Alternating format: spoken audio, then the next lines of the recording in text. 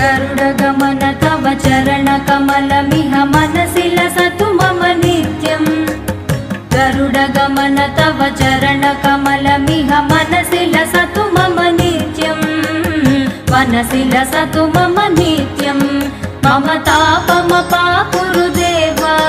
मम पापमपाकुरु देव मम तापमपाकुरु देव मम पापमपाकुरु देव